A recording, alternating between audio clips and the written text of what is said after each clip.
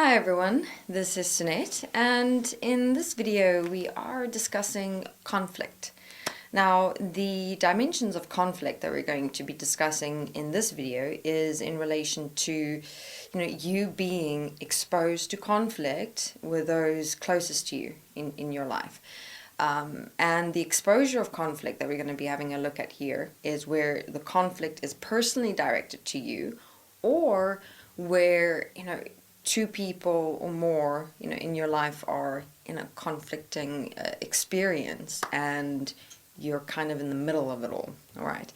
So let's maybe discuss the first dimension where conflict is personally directed to you, where, for example, you did something or didn't do something or said something or didn't say something, and you've got a person who is upset with you. And we can even take it further, that person gossiped about their relationship with you and about you with someone else, and there's now conflict within them, and also they're creating more conflict in other people in relation to you. So, a bit of a conflictual, messy situation in that regard. Now, first thing to know about conflict.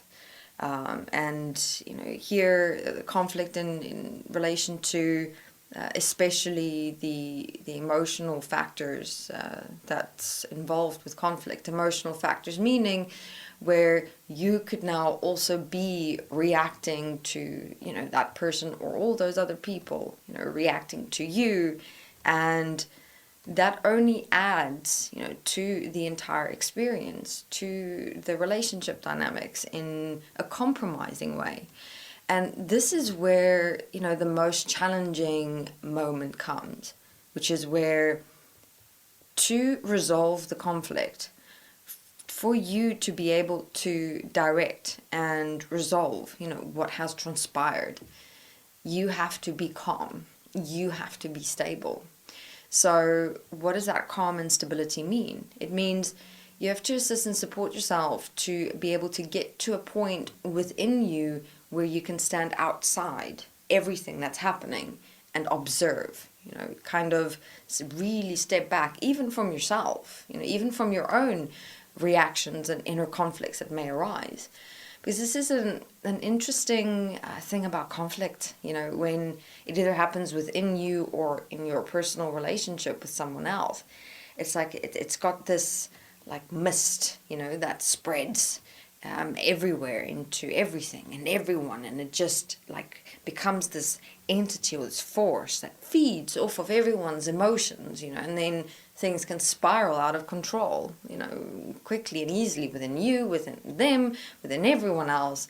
And the whole thing can in fact turn out completely differently if you can take that responsibility within yourself to calm and stabilize your inner conflict that may arise, your reactions, your emotions, right?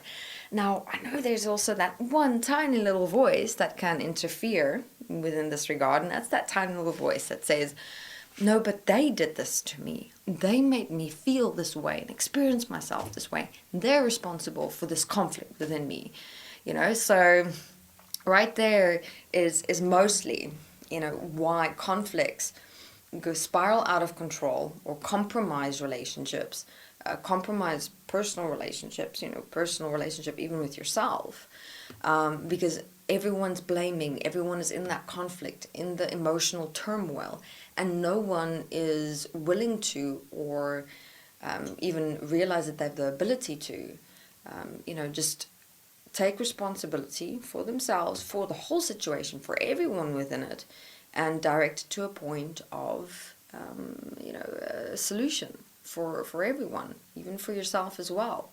So it is like, for example, changing your relationship to yourself and the other person, and maybe even everyone else that may have gossiped to.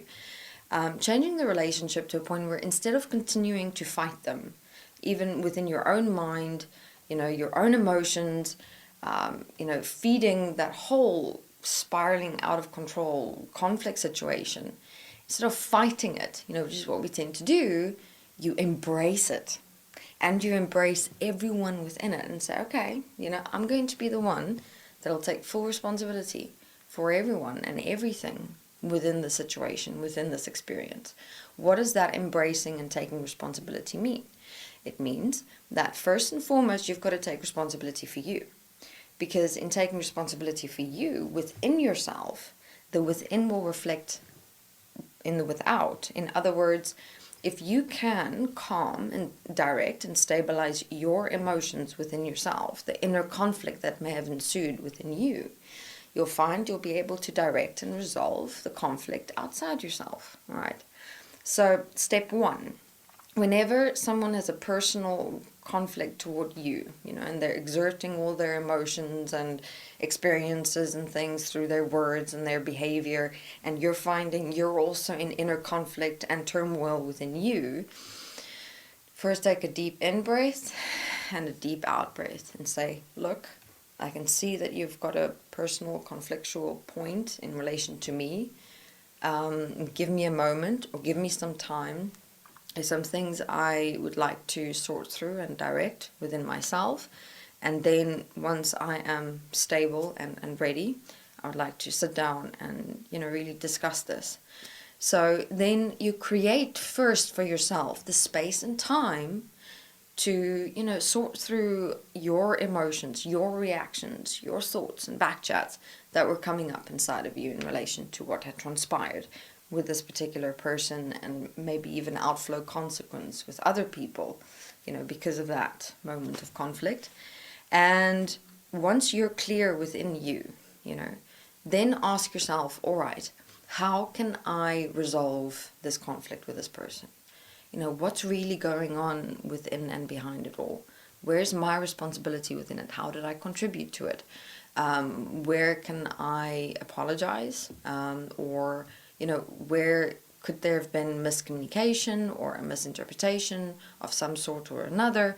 Really open up the conflict. Find why it exists, what's going on, and most importantly, how can you direct it? How can you resolve it? What solution can you come to for yourself and your relationship with them, and maybe even, other people they could possibly have gossiped to? All right. Because within that, that's the point, that's the moment where you're taking responsibility for yourself, for another person, for the situation. And that responsibility will actually expand you. Expand you meaning make you grow and develop so much more as an individual, because you're really going to have to sit back, and just get to know yourself a little more in understanding your own inner conflicts, your own emotional reactions, what patterns are playing out, what memories got triggered, so you get to get a nice view and perspective of yourself. And within that, the interesting challenge of, all right, how am I going to resolve this conflict? And that takes space and time and a little bit of effort, but it'll be so much more exhilarating, approaching the process in this way, rather than contributing to the conflict. Contributing to the conflict meaning it's very easy to just become emotional and then react to the person reacting to you, and then have a fight and an argument and just fuel the conflict. Very easy to do that. But there's a challenge within finding solutions, resolving conflicts. A challenge meaning, as I've explained, you're going to have to take that space and time with yourself. Maybe even write out what happened. Plan it in terms of looking at what solutions would be best to stop the conflict, because that's a process that you're going to walk within yourself as well. When you're opening up your reactions and what went on in your mind, you look at the problem and then find a solution. All right. So for this video to take with you is to reconsider your relationship to conflict, especially when it is directed at you, personally in your relationship with someone else, to rather find and realize that something more about yourself and your relationship with another person through being solution-oriented rather than contributing to conflict. All right. Thank you very much.